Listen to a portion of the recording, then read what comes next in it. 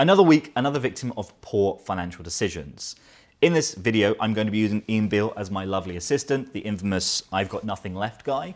I think he's a good catalyst or a good example to be using for financial planning, cash flow. Financial planning, cash flow planning is essentially looking at someone's entire life situation and projecting all the way through their life to retirement, stop working all the way to when they pass away, maybe at age 100. And we're going to look at things that may come up, may not come up, regular expenses, and go, are they going to be okay? Are they not going to be okay? Why should you listen to me? Well, I'm Ryan Kingsley. I'm a chartered and regulated and independent financial advisor.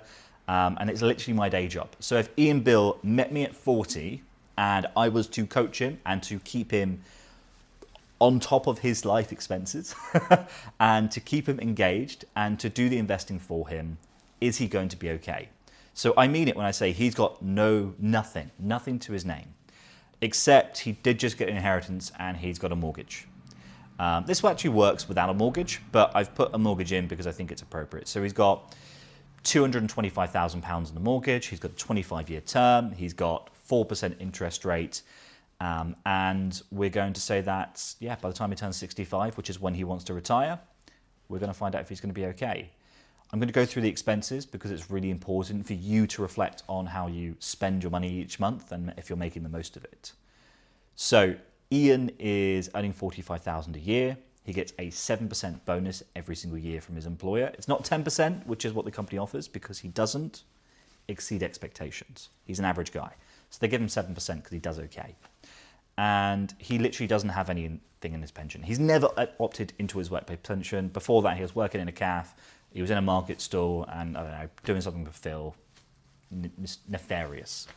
But he's met me at age 40. He now works in the office and he wants to opt into his workplace pension. So by law, by regulations, whatever you want to call it, he pays in 5%, including getting those tax relief from the government.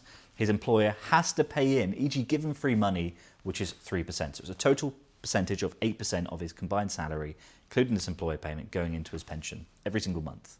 That will then be invested. I have helped choose the fund, and we're going to go on a balanced investment solution. What this means, we're aiming for around a 7% year-on-year growth over the coming decades. I'm not going adventurous because he doesn't know what adventurous is. He's never invested for his life. As time goes on, and because we've got decades, we could probably bump it up to being adventurous. But it's a big no-no to start your journey of being adventurous as an investor. So there's an education learning there. I'm then going to open a stocks and shares ISA for him. And because there's nothing in it, you can invest up to £20,000 every single tax year on year. We're going to do a stocks and shares. So we're going to be on a cautious investment plan. This is because he's made poor financial decisions throughout his life. So putting him into something balanced or aggressive, and if the market isn't doing well, maybe he gets let go, something happens, he relapses, whatever it may be, he needs to be able to access some savings. So I think being cautious is really important here to provide some stability. So we've got a pension, workplace pension. We've then got an ISA, really simple. Nothing in his bank account at the moment because he just bought that property. And we're going to go through those expenses one by one. It's also worth noting that the state pension age will increase to 68 in a few years. So his state pension is at the moment £241.30 per week. At 68, he can access that. I've increased it by inflation to take into account of what will happen. Everything has inflation. So his salary goes up with inflation. His expenses go up with inflation, which I've set at 2.5%. Let's go into it. His mortgage, £1,187 a month. He's got a service charge, which is £1,500 a month. That's never going away. We've got it increasing with inflation. Council tax, £165, and that's with the single person 25% discount. So if you are living alone in an apartment, you are entitled to 25% off of your council tax, depending on which council, but 99% of them let you have a reduction if you're a single person. Utilities, £130 a month.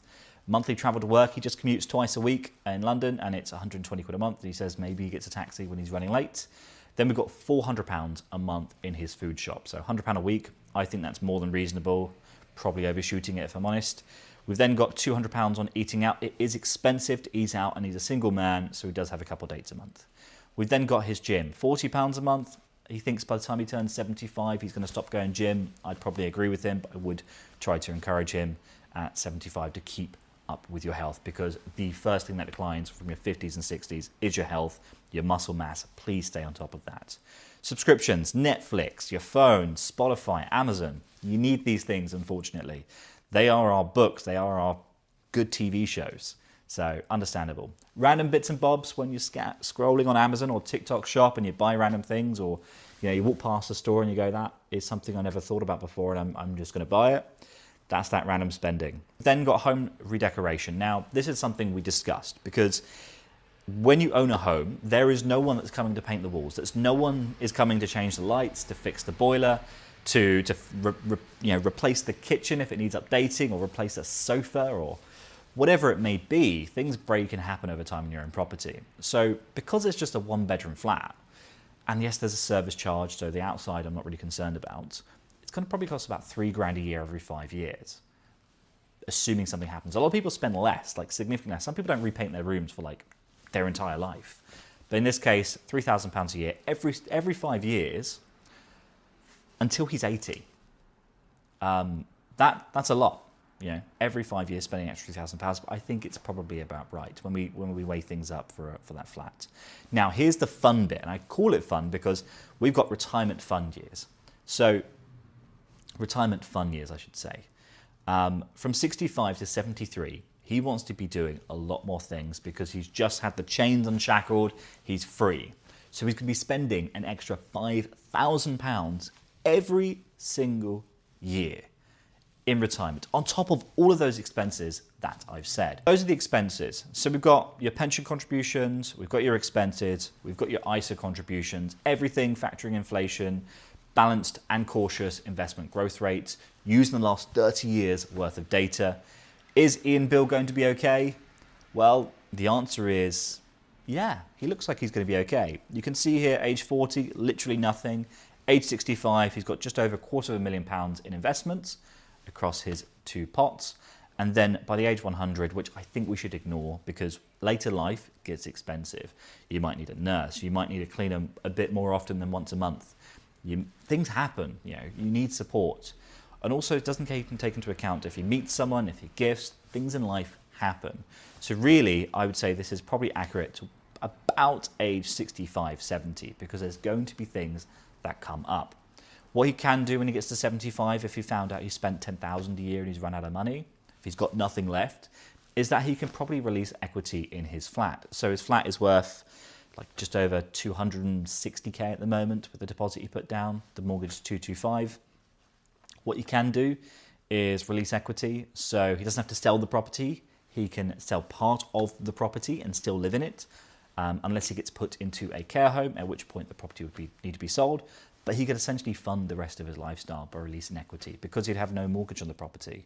So he's equity rich, cash poor at that stage in later life. It's a very common thing that people do in retirement. Hopefully that's been useful. This video has been a bit longer than I'd like, but I think it's really good to get to the nitty-gritty nuts and bolts of financial planning to see what expenses are for people. And these are genuine expenses I run with clients. So if Ian Bill had met me at age 40 and he's earning 45 grand a year, I could help ensure he has a successful career, a successful life, a successful retirement, and stay on that track. If you've got any questions, drop them. If you've got any scenarios you want me to run, happy to do it. I actually do this for free in our initial conversation. So if you know your numbers, you can book me and we can go through it live. I don't charge for that. Other advisors might charge you £500, £1,500 plus just for this financial plan. That's downloadable. I can print it to PDF right now, but that's something we would go through live in our meeting. So thank you very much, and I'll see you in the next one.